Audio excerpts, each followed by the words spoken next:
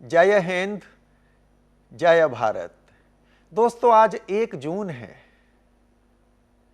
1 जून 1975, यानी आज ही के दिन शहीद आजम भगत सिंह की मां विद्यावती जी का देहांत हुआ था, यानी आज उनकी पुण्यतिथि है।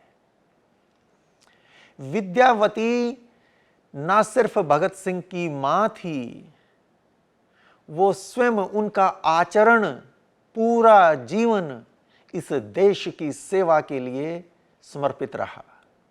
आज विद्यावती जी के बारे में बात करने के लिए हमारे साथ उनके पौत्र और भगत सिंह जी के भतीजे, भगत सिंह से छोटे जो भाई थे कुलबीर सिंह, कुलबीर सिंह से जो छोटे थे कुलतार सिंह, उनके सुपुत्र आदरणीय बड़े भाई किरणजीत सिंह जी हमारे साथ हैं।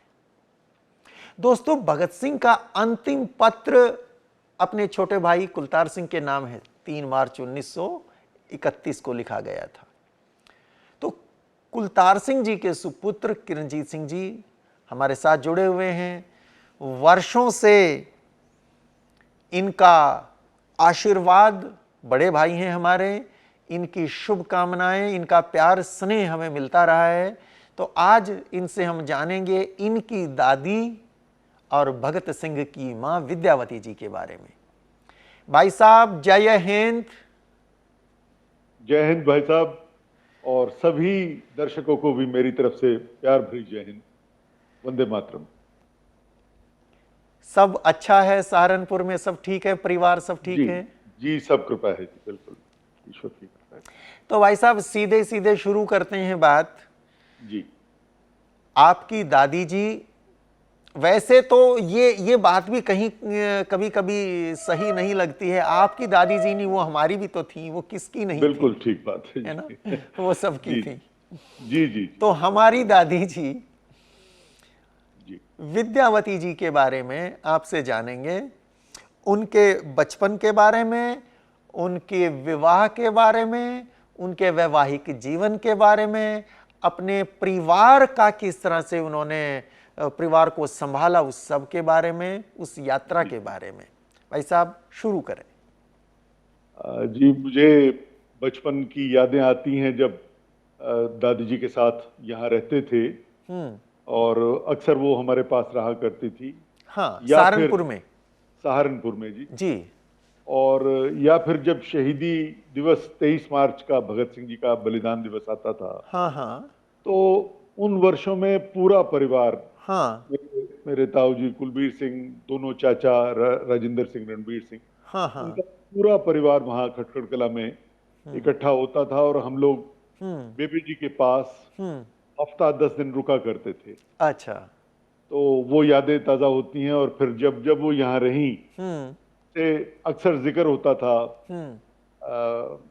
परिवार में यही चर्चा चलती थी, और उनके तो मिलने वाले बहुत थे, देश के कोने कोने से लोग उन्हें मिलने, उनके दर्शन करने आते थे। तो उनका दर्जा ही ऐसा था भगत सिंह जी की मां होने के नाते।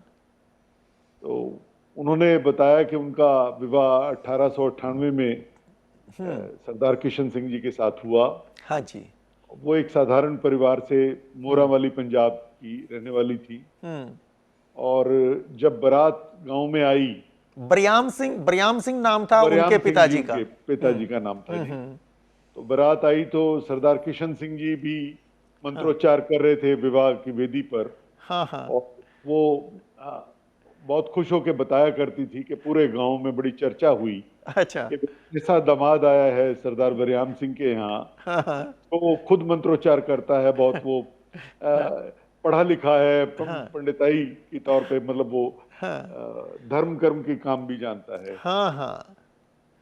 तो कुछ 2 वर्ष के करीब वो शायद घर पे रही होंगी, जैसे गौने से पहले। हाँ जी हाँ जी हाँ जी। और फिर उन्हें 1900 में जब लिवा ले गए, तब परिवार खटखड़ कलां से लायलपुर मूव कर गया था। वहां पर एक नई बस्ती, नहर निकली थी, तो वहां पर कई गांव बसे थे। हाँ हाँ। और पंजाब से सैकड़ों हजारों परिवार वहां गए थे, तो हमारा परिवार भी। हाँ जी हाँ जी हाँ जी। तो आगे आगे बढ़ने से पहले थोड़ा सा उस बारे में भी बताइए, वो जो पढ़ाई को लेके भी कोई जी जी बातचीत जी। हुई थी। आओ, आप ये जानते हैं कि उस युग में बच्चियों को, बालिकाओं को पढ़ाने की कोई बहुत व्यवस्था नहीं रहती थी। हाँ हाँ तो माताजी भी पढ़ी लिखी नहीं थी। हाँ तो इसके बारे में हमारे परिवार की तरफ से कहा गया कि वो पढ़ें, और उसके लिए हाँ। जालंधर में किसी हॉस्टल में उन्हें एडमिट किया जाए, हम्म ताकि वो वहाँ पढ़ना लिखना सीख सकें, हम्म। शिक्षित हो जाएं। ये फैसला किसका था? सरदार अर्जुन सिंह जी की इच्छा थी, हाँ, उनके ससुर साहब की, ससुर साहब की। हाँ। जी जी, कि बहू जो है वो पढ़ी लिखी हो। लेकिन हॉस्टल में जाके रहने की बात से और परिवार से दूर जाने की बात से हाँ माताजी, जो एक बालिका थी, हाँ हाँ बहुत बहुत डर गई, हाँ। और उन्हें बुखार चढ़ गया, और आखिर में फैसला हुआ कि इस बात को छोड़ दिया जाए। तो उनके माँ, उनके परिवार के लोग, फिर जब कोई साधु सन्यासी या कोई इस तरह का विद्वत जन वहाँ गांव में आते थे, हाँ हाँ तो उनको कहते थे कि भाई इसे कुछ पढ़ाओ। हाँ हाँ। और उनका नाम तब इंदी था। हिंदी था। हाँ इंदी था जी। हाँ बाद हाँ। में दादाजी ने, सरदार अर्जुन सिंह जी ने उनका नाम विद्यावती रखा, विद्यावती। और एक संदेश दिया कि सारी बालिकाएं, सारी जो महिलाएं हैं इस देश की, वो सुशिक्षित। ये बहुत बड़ी बात है, ये जी बहुत बड़ा संदेश है कि जी ये, जैसे आप बता रहे हैं, ये घटना 1898 में शादी हुई, तो 1898 1899 के आसपास की बिल्कुल बात रही होगी।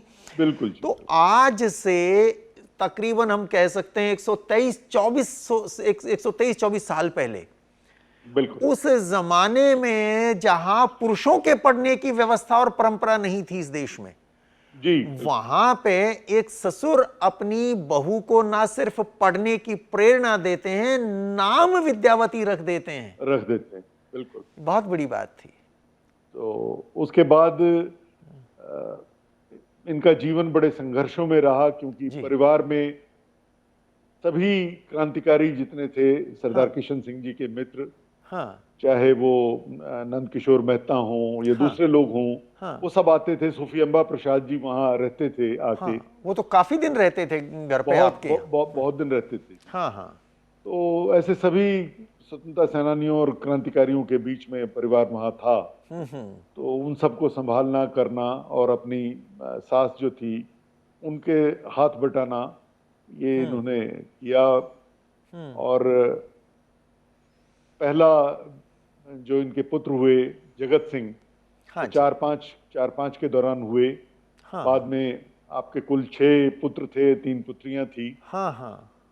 तो भरा पूरा परिवार था, और इसके साथ ही उन्होंने परिवार की देखभाल इस नाते से भी बहुत की कि सारे पुरुष तो जेलों में रहते थे। तो उस दौरान सारा परिवार को संभालना, आर्थिक तौर पे भी और दूसरे तौर पे भी। हाँ हाँ। तो दो माता जी, देवरानियां भी थी, दो देवरानियां भी थी घर में। दो देवरानियां थी जी, जिनमें से एक विधवा थी, हाँ और दूसरी का पता नहीं था कि वो विधवा हैं या उनके पति जीवित हैं। हाँ हाँ हाँ। तो ऐसे समय में इन्होंने एक चट्टान बन के पूरे परिवार को बनाया और संभाला। ठीक है। वो जो घर का काम करती थी, खेत का काम करती थी, परिवार को तो खैर संभाल रही ही थी, वो करते करते जैसा जानकारी मिलती है, 4-4 बार सांप ने काटा उनको। सांपों ने काटा जी, बिल्कुल, है ना? कई बार उन्हें सांपों ने काटा। हाँ अलग अलग मौकों पे। हाँ हाँ और उस चीज से बाद तक उन्हें उसकी तकलीफ रहती थी। कई बार जीवन अच्छा। तो उनका बच गया, हाँ झाड़ फूंक से या किसी चिकित्सा से जो उन्हें दी गई होगी, हाँ हाँ लेकिन उन्हें उसका कष्ट रहा, काफी तकलीफ उन्हें रहती थी। हाँ हाँ। परेशानी बनती थी उसकी वजह से। हाँ जी, बनती थी। बरसात में खास तौर पे अच्छा। कष्ट महसूस किया करती थी। बरसात के दिनों में दिक्कत होती थी उससे। दिक्कत होती थी। तो इसी दौर में फिर जब भगत सिंह जी गिरफ्तार हुए, तो जेल यात्राएं और सब हाँ हाँ सब जगह इनका आना जाना रहा। तो माँ होने के नाते एक स्वाभाविक बात थी कि वो चाहती थी कि उनका जीवन बचे। हाँ तो कोई साधु गांव में आए तो उनके पास जाके कहा, हाँ तो उन्होंने कोई राख दी उन्हें कि ये भगत सिंह के सिर में आप डाल देना, तो उनके जीवन की रक्षा हो जाएगी। जी। तो मुलाकात के लिए जेल में गई, तो जाके उनकी पीठ सहलाने लगी। अच्छा। और देखिए भगत सिंह जी ने पहचान लिया कि ये कुछ टोटका करने वाली हैं, तो उन्होंने कहा कि बेबे जी ये राख कुलवीर सिंह के सिर में डालना ताकि उसका जीवन लंबा लंबा हो, तो मेरे साथ ये करने की जरूरत नहीं है। वो समझ गए। बिल्कुल समझ गए जी। एक और मौके पे वो उन्होंने पाठ कहीं हो रहा था, वहां वो उनकी पगड़ी लेके गए। कोई संत महात्मा थे जो बता देते थे भविष्य के बारे में। हाँ हाँ। तो उन्हें जब पगड़ी दी तो उन्होंने कहा कि भाई आपके बच्चे का योग बड़ा विचित्र है, हाँ हाँ। या तो उसे तख्त मिलेगा या तख्ता मिलेगा। हाँ हाँ, या तो तख्त मिलेगा या तख्ता। हाँ हाँ तख्ता मिलेगा। जी। तो वो भी बहुत याद करती थी इस बात को। हाँ, कि तख्त और तो सदा भगत सिंह जी को याद करते हुए वो सदा कहती थी कि भाई बहुत खुश था रहते थे, और हंस के कहते थे बेबे जी बिल्कुल आप चिंता ना करो। और मतलब जो जीवन का उन्होंने रूप देखा, चाहे देवर हों, चाहे पति हों और चाहे पुत्र हों, संघर्षों से और विपत्तियों से और मौत से तो कोई डरने वाला था ही नहीं। एक आपने बड़ी मजेदार ये राख वाली बात बताई। एक और मेरे ध्यान में आ रही है, मैं आपसे ही पूछूंगा। वो जो जगोला लेके माँ गई थी, ध्यान आ रहा है? वो भी बताएं। जी जी जी। वो मजेदार बात है वो भी। जी जी जी जी जी बिल्कुल। तो जगोला लेके गई थी। और उन्होंने कहा था कि ये जगोला आप संभाल के रखो, और दूसरे भाइयों में से किसी को दें तो वो उनका जीवन बना। ऐसा माना जाता था कि भाई अगर किसी और अब बात तक भी शायद गांव में अभी भी अपने यहाँ ऐसा विश्वास या अंधविश्वास जो भी कहें, हालांकि देखिए वो ऋषि दयानंद के प्रभाव से पूरी तरह से सारे अंधविश्वासों को तो परिवार ने बिल्कुल त्याग रखा था। लेकिन माँ भी थी ना, वो माँ अपने बेटे के जीवन को बचाने के लिए अगर कोई भी चीज लगता है कि काम कर सकती है तो प्रयास करेंगी। जी जी। तो किसी ने कहा माँ को कि किसी ज्येष्ठ लड़के का, जेठे बेटे का अगर पहला जगोला, वो कपड़ा जो कुर्ता जो पहली बार पहनाया गया, वो अगर ले जाके तुम भगत सिंह को दे देती हो और वो अपने पास रख ले तो फांसी टल जाएगी। तो पहले तो माँ ने वो इधर उधर पता किया, भाई किसी के यहाँ जेठे बच्चे का वो रखा है क्या झोगला, और जैसे तैसे जब इंतजाम हुआ तो लेके माँ गई जेल में जी। जब भगत सिंह को देने लगी तो उन्होंने पूछा कि क्या है बेबे, कि कुछ नहीं है रख ले तू।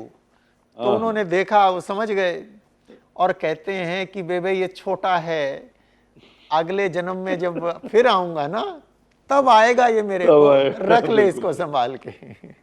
सही बात है। तो वो बड़ी बड़ी मजेदार बातें हैं उनके जीवन की। फिर वो जब मुलाकात के लिए जाती थी, तो भोजन ले जाती थी घर से। और भगत सिंह जी को जब ग्राही उसकी ग्रास बना के देती थी कि वे बेटे खा ले, तो वो कहते थे दत्त को पहले खिलाओ। और जब भी के दत्त को वो रोटी देती थी तो वो कहते थे भगत सिंह को खिलाओ। तो इस उसमें काफी समय वहां विनोद की स्थिति रहती थी। खेल आखिरकार वो दोनों हाथ से बना के दो ग्रास दोनों को खिलाती तब वो खाते थे। दोस्तों ऐसा है कि आपको ये चीज़ थोड़ी सी शायद अजीब लगे कि आज जब जेल में कोई मिलने जाता है तो आज वो इंटरकॉम से शायद बात कराते हैं, आमने सामने मिलना नहीं होता। उस ज़माने में ये व्यवस्था थी कि आप जाके उनसे व्यक्तिगत तौर पे मिल सकते थे। तो भगत सिंह और बटुकेश्वर दत्त ये दोनों लाहौर सेंट्रल जेल में थे, क्योंकि दोनों को दिल्ली सेंट्रल असेंबली केस में सजा हो चुकी थी। ये दोनों एक जेल में, सेंट्रल जेल में थे, और बाकी सुखदेव और बाकी सारे जितने भी अभियुक्त थे, साथी थे, वो बोस्टल जेल में थे। तो माँ जब सेंट्रल जेल में जाती थी भगत सिंह से मिलने, तो भगत सिंह और बटुकेश्वर दत्त दोनों से मिलती थी अपने हाथ से। जैसे भाई साहब अभी बता रहे थे कि खाना जब खिलाती थी दोनों को खिलाती थी, और जब कहती भगत सिंह की तरफ अगर हाथ लेके जाती तो वो कहते पहले बटुकेश्वर को खिलाओ, और बटुकेश्वर को खिलाती तो वो कहते पहले भगत सिंह को खिलाओ। तो ऐसे ही करते रहते, वो हंसी विनोद चलती रहती, और फिर माँ दोनों हाथों में कोर लेके दोनों अपने लाडलों को एक बार खिलाती थी। बिल्कुल। हाँ भाई साहब, वो बटुकेश्वर दत्त के साथ उनका रिश्ता बड़ा निराला रिश्ता रहा है। वो बाद में आज़ादी के बाद 1963 में जी जब गांव आए थे, वो घटना याद होगी, थोड़ा सा उस पर प्रकाश डालिए। वो बड़ी प्यारी, बड़ी प्रेरक घटना है वो भी। जी जी जी जी जी। तो भगत सिंह जी ने अपनी शहादत से पहले मुलाकातों में कहा था कि बेबे जी को हाँ हाँ, कि बेबे मैं तो चला जाऊंगा पर मेरे रूप में दत्त जीवित रहेंगे, क्या बात है। तो इनसे आप मेरा जो स्नेह मुझे देते हैं वो इन्हें इन पे हाँ बनाए हाँ, रखना, दत्त तो के मत रूप में मैं जिंदा रहूंगा। मैं जिंदा रहूंगा। हाँ हाँ। तो लेकिन विभाजन के बाद ऐसी अफरा तफरी मची कि किसी को पता ही नहीं था कौन जीवित है और कौन वो है। हाँ और दत्त साहब भी आजीवन कारावास काट रहे थे, काट के रिहा होके आए और पटना में बस गए। तो उन्हें बहुत बरसों तक ये पता ही नहीं था कि भगत सिंह के परिवार में कोई जीवित बचा है हाँ या सब विभाजन की भेंट चढ़ गए हैं। हाँ हाँ तो मार्च 1963 में हाँ एक प्रतिमा की स्थापना की बात हुई, 62 से शुरू हुई।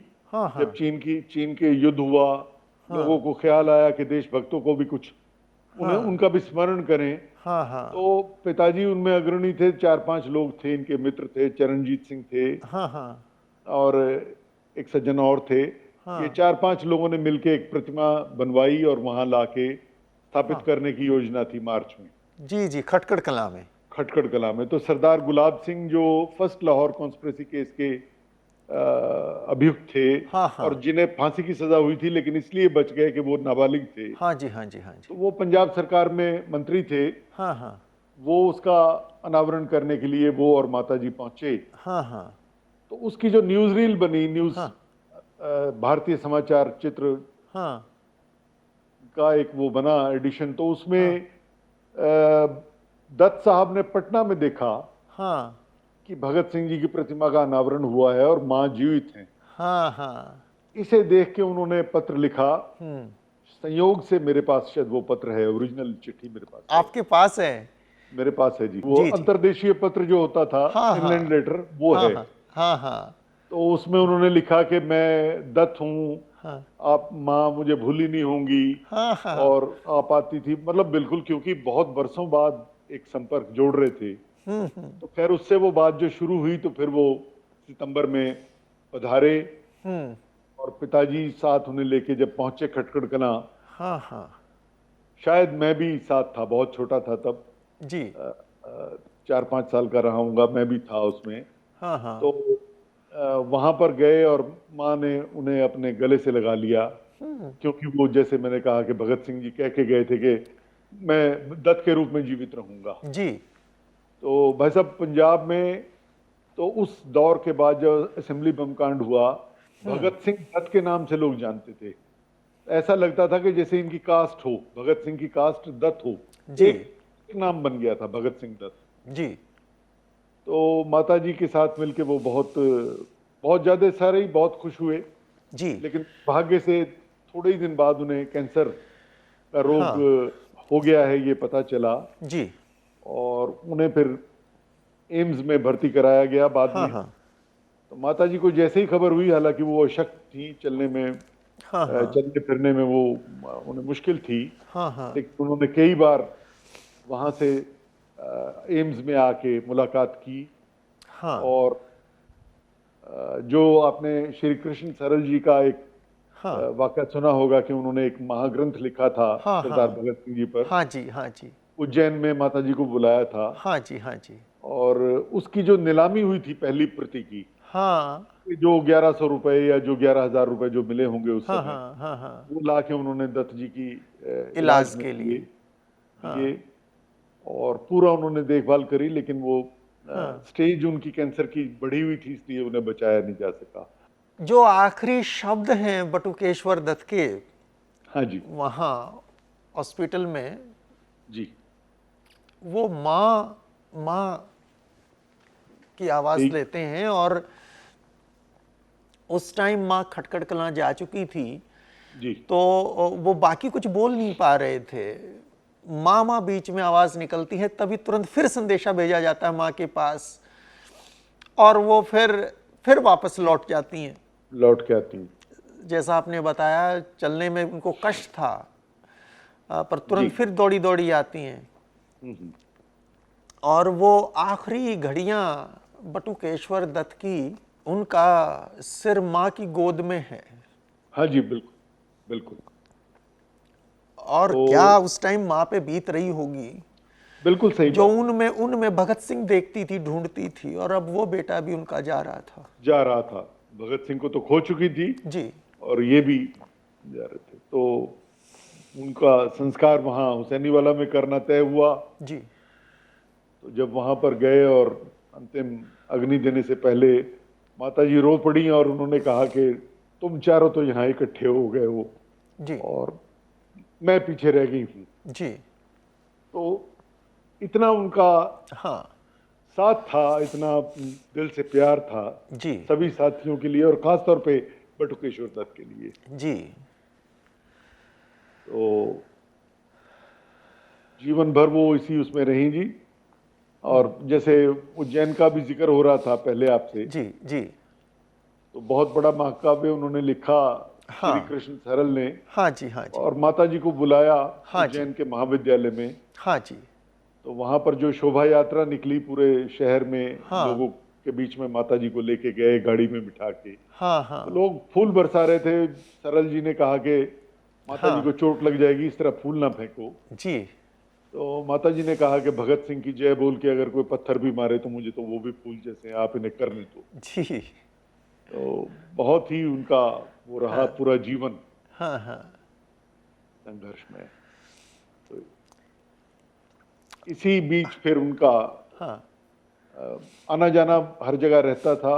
हाँ जी पंजाब सरकार ने उन्हें 1973 में कहा कि हाँ। पंजाब माता का इन्हें टाइटल दिया जाए, उपाधि दी जाए। वो शायद 1 जनवरी 1973 की 1 बात है जनवरी वो। 1973 को जी। जी तो हालांकि इसमें भी कुछ विवाद था कि उनकी शख्सियत को सिर्फ पंजाब से बांध देना, हाँ। वो पंजाब माता क्यों है, वो तो पूरे देश की है। वो राष्ट्र माताएं हैं वो। तो लेकिन ज्ञानी जैल सिंह मुख्यमंत्री थे, उनकी बहुत हाँ हार्दिक इच्छा थी, हाँ हाँ तो उन्हें वो उपाधि हाँ दी गई वहाँ पंजाब सचिवालय में। हाँ और अंतिम वर्ष थे, कुछ उन्हें सुविधाएं पेंशन की, कार की दी गई। अच्छा और एक संवैधानिक दर्जा राज्यपाल के बाद उनका बनाया गया, मुख्यमंत्री से ऊपर। अच्छा अच्छा अच्छा। राज्यपाल के बाद दूसरा दर्जा उनका था। हाँ, जब पंजाब माता उनको घोषित किया गया, जी जी, तब की आप ये बात बता रहे हैं कि मैं उनको तब की फिर बात, एक संवैधानिक दर्जा दिया गया, राज्यपाल के बाद उनका नंबर था जी। उनका दर्जा था। जी जी। जी। तो एक सम्मान की बात थी। सम्मान वैसे की तो बात थी। अंतिम चरण में थी अपने जीवन के। हाँ हाँ और जब शहीद फिल्म बनी और रिलीज हुई हाँ। तो उसे राष्ट्रीय पुरस्कार दिया गया 1965 में। 1965 में। तो यहाँ जो समारोह हुआ उसमें भी माता जी को मनोज कुमार लेके आए हाँ हाँ और इंदिरा जी उनसे मिली आके। हाँ हाँ और वो जो सम्मान दिया गया था, वो हाँ फिल्म वालों ने जो धनराशि थी वो माता जी को वहां दी और वो फिर बाकी सब सेनानियों के कल्याण के लिए गई। जी जी जी जी। तो वो भी मुझे याद आता है जी। हम्म। तो 1 जून 1975 को राम मनोहर लोहिया में वो दाखिल थी, दिल्ली के राम मनोहर लोहिया अस्पताल लोहिया में। हॉस्पिटल में जी। जी। उससे कुछ महीने पहले से वो फरीदाबाद में थी हाँ, और बाद कुलबीर में सिंह उन्हें जी यहाँ के पास। कुलबीर सिंह जी के पास, और बाद में उन्हें यहाँ शिफ्ट किया गया था। जी। तो वो काफी परिवार के लोग थे ही। हाँ हाँ पंजाब सरकार के 2 मंत्रियों की भी यहाँ परमानेंट ड्यूटी थी, जिनमें एक बलराम जाखड़ थे। अच्छा अच्छा अच्छा अच्छा। तो इनकी ड्यूटी थी यहाँ के, वे माता जी भर्ती हैं अस्पताल में माँ की देखभाल के लिए देखभाल के लिए पंजाब सरकार ने अपने 2 मिनिस्टर्स की ड्यूटी लगा रखी थी। ड्यूटी लगा रखी थी, वो यहीं पर कैंप करते थे। जी जी जी जी। तो 1 तारीख शाम को उनका स्वर्गवास हुआ। हाँ, तो मैं भी वहाँ था। आप भी वहीं थे। मैं भी वहीं था जी। और जब उनके पार्थिव शरीर को लेके हाँ लेडी हार्डिंग्स कॉलेज में जा रहे थे जी। अच्छा। रिजर्वेशन के लिए, क्योंकि संस्कार पंजाब में होना था, जी जी। तो तभी इंदिरा जी जो तब प्रधानमंत्री थी वो वहाँ आई। अच्छा। और उन्होंने वहीं आके अपनी संवेदना प्रकट की। वो कहीं चुनाव में व्यस्त थी, लेकिन तब आई और उन्होंने आके श्रद्धांजलि दी और कहा कि भाई हाँ हाँ। मैं पहले नहीं स्वयं आ सकी, इसके लिए क्षमा चाहती हूँ। तो उस रात तो उन्हें वहाँ लेडी हार्डिंग हॉस्पिटल में रखा गया। अगले दिन सुबह हाँ वहाँ से लेके हाँ। उनके पार्थिव शरीर को चंडीगढ़ गए। अच्छा। और उस कार में, उस गाड़ी में मैं और पिताजी भी थे और कुलबीर सिंह जी और उनके पुत्र बाबर सिंह थे। हाँ हाँ। तो हम 4 लोग साथ थे। हाँ हाँ। और रात में चंडीगढ़ में प्रवास रहा। वहाँ पर सारी जनता ने आके उन्हें उनके अंतिम दर्शन किए। जी जी। और अगले दिन सुबह लुधियाना मोगा होते हुए फिरोजपुर के लिए गए। पूरे रास्ते हाँ हजारों लाखों की भीड़ थी हाँ हाँ। जो माँ के दर्शनों के लिए आई थी। हाँ हाँ। तो शाम को हुसैनीवाला पहुंचे 3 जून को। और वहां पर भगत सिंह जी की समाधि के, बीके दत्त जी की समाधि के बहुत पास ही उनकी समाधि बनी। तो तत्कालीन मुख्यमंत्री, बाद में राष्ट्रपति ज्ञानी जैल सिंह हाँ हाँ। भी एक स्वतंत्रता सेनानी थे। हाँ जी। तो उन्होंने परिवार से यह आग्रह किया कि जब मेरी माँ की डेथ हुई हाँ। तो मैं जेल में बंद था, तो मुझे अच्छा। उनका संस्कार करने का अवसर नहीं मिला। हाँ हाँ। तो अगर परिवार चाहे, आज्ञा दे, तो मैं, क्योंकि मेरे पिताजी का नाम भी किशन सिंह था, मैं अपने आप बहुत जुड़ाव महसूस करता हूँ, हाँ हाँ। तो अंतिम अग्नि मैं देना चाहता हूँ माता जी को। तो वो संस्कार उन्होंने वहाँ अग्नि दी और बाकी सारा परिवार तो था ही। बड़ी बात थी। तो माता जी भी अपने 4 पुत्रों के साथ वहाँ जी जी। सदा के लिए हुसैनीवाला चली गई। जी। तो आज का दिन ये फिर उस महान आत्मा को नमन करने का है। जी। और उनके माध्यम से सारे ही जितने दूसरे बलिदानी हुए, चाहे दुर्गा भाभी जी हों, चाहे दूसरे क्रांतिकारी हों, उन सबको की याद में नमन करने का दिन है। राजगुरु जी की माँ हों, जिन्होंने अंतिम बार अपने बेटे के चेहरे को नहीं देखा, सिर्फ इसलिए कि भगत सिंह के परिवार ने मुलाकात से मना कर दिया। हाँ हाँ। तो वो कहानी बताइए भाई साहब दर्शकों को। ये बहुत ही प्रेरक बात है। क्यों मना किया था, क्यों ऐसा हुआ, वो एक बार बताइए आप। जैसे आपने पहले जिक्र किया कि 3 मार्च 1931 को परिवार मिलने गया था। तो उसके बाद अंतिम भेंट जो है वो 23 मार्च को होनी थी, क्योंकि 24 की सुबह फांसी थी जी। तो जब अंतिम भेंट के लिए सब लोग गए, तो सरकार ने एक नई शर्त रख दी कि सिर्फ माँ बाप और बहन भाई मिल सकते हैं। भगत सिंह के दादा दादी और दोनों चाचियां उनसे नहीं मिल सकते। तो सिर्फ फर्स्ट रिलेशन मिल सकते हैं। तो इसका सबने विरोध किया, क्योंकि जो चाचियां थी अपने हाथों से पाला था भगत अपने हाथों से पाला था और बेटे से ज्यादा वो प्रिय था उन्हें। और दादा दादी तो कोई कहने की जरूरत ही नहीं कि कितना प्यार करते थे और कैसे उन्होंने उन्हें पाला था। तो परिवार ने इसका विरोध किया और बहुत कोशिश की कि सबकी मुलाकात हो सके, लेकिन सरकार नहीं मानी। और जब नहीं मानी तो सबने विरोध स्वरूप कहा कि भाई हम अगर इन्हें नहीं मिलने दोगे तो कोई नहीं मिलेगा। तो इस समय राजगुरु जी की माँ पार्वती बाई पुणे से विशेष रूप से आई हुई थी। हाँ जी। बेटे से अंतिम मुलाकात करने के लिए। हाँ। तो उस महिला का, उस माँ का दिल हिमालय से भी बड़ा होगा। कितना बड़ा जिगर उनका होगा। सुखदेव की माँ रली देवी भी थी शायद वो हो जी, उनका मुझे ज्यादा ज्ञान नहीं, लेकिन इनकी माँ तो थी। तो उन्होंने भी कहा कि अगर भगत सिंह का परिवार नहीं मिलेगा तो मैं भी अपने बेटे से नहीं। उन्होंने भी पता है कि ये आखिरी दिन है और आज के बाद कभी मिलना नहीं हो पाएगा। बड़ा कलेजा चाहिए इसके लिए। उनकी स्मृति में मैं नमन करता हूँ ऐसी देवियों की। जब ऐसे लोग जी, राजगुरु की माँ, जैसे आपने बताया पार्वती बाई, और राजगुरु की बहन गोदावरी जी, गोदावरी, जब वापस गए हैं पुणे, तो आपके पिताजी ही छोड़ के आए थे उनको। जी, मेरे पिताजी छोड़ के वो फोटोग्राफ है। जी, हालांकि उम्र ज्यादा नहीं थी उनकी, उम्र बहुत छोटी थी। हाँ, कितने के होंगे 12 साल के। 12 वर्ष के होंगे जी, 12 18 का वर्ष जन्म के, था और हाँ, 31 की बात है ये। हाँ, लेकिन वो 12 वर्ष का बालक जी पुणे तक उनको छोड़ने जाता है, अकेले नहीं भेजते हैं वापस। बिल्कुल जी, बिल्कुल। ये बड़ी वहां बात से थी, सारा संस्कार थे। परिवार जो है, ये लोग हाँ, कराची गए, क्योंकि 2 दिन बाद कराची में कांग्रेस का अधिवेशन था। हाँ, हाँ, तो जहां महात्मा जी का विरोध भी नवयुवकों ने किया था। हाँ जी, हाँ जी, हाँ जी, हाँ जी। तो उसके बाद फिर कराची से शिप चलते थे बंबई के लिए उन दिनों। अच्छा, तो बाई शिप वो बंबई आए और वहां से हाँ, पुणे तक उन्हें छोड़ने गए। हाँ, हाँ, तो मतलब ये आज के युग में अकल्पनीय बातें हैं कि अकल्पनीय। इतना बलिदान भी, कोई इतना बड़ा जिगरा और इतना हाँ, साहस, धैर्य लोगों में था, हाँ, हाँ, जिन्होंने बिना किसी स्वार्थ के, उन्हें जी, क्या मिलना था भाई साहब, जी भाई साहब, उन लोगों को क्या मिलना था क्या देश की मिलना था। आजादी से नहीं, हाँ, हाँ, लेकिन उन्होंने अपना सर्वस्व त्याग दिया, सर्वस्व न्यौछावर सर्वस्व, कर दिया देश के लिए। बिल्कुल, बिल्कुल, और बिल्कुल, उन्हीं के बलिदानों की आधारशिला पे आज ये देश खड़ा है बिल्कुल, बिल्कुल, और हम आज उन्हें याद कर रहे हैं। बिल्कुल, बिल्कुल। तो बहुत ही ये दिल को छू लेने वाली बातचीत रही, और मैं तो इस माँ की बातचीत पे मैं तो खोया हुआ था। जी, बहुत ही अच्छा लगा आपसे जानकर माँ के बारे में। दर्शकों को भी बहुत ही अच्छा लगा होगा, मुझे विश्वास है। भाई साहब, आपका बहुत बहुत धन्यवाद, और बाकी भी परिवार के सदस्यों के बारे में हम आपसे चर्चा करेंगे।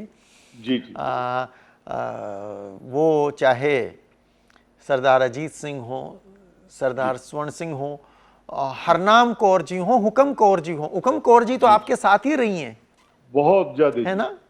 बहुत ज्यादा।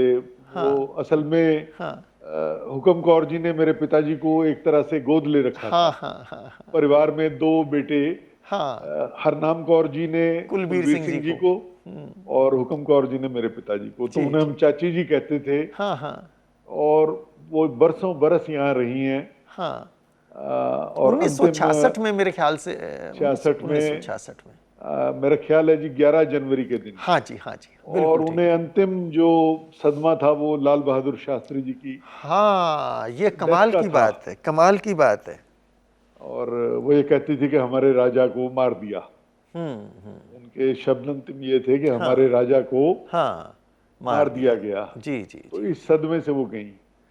हाँ, तो कितना बड़ा, आप समझिए कितना बड़ा बलिदान उनका भी था।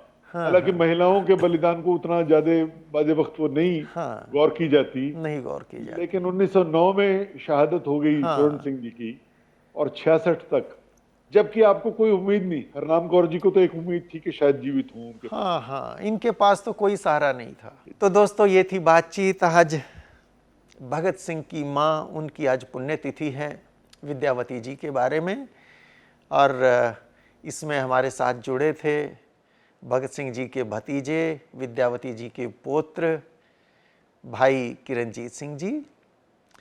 उम्मीद है आपको ये बातचीत अच्छी लगी होगी। आज के लिए इतना ही। धन्यवाद। जय हिंद, जय भारत।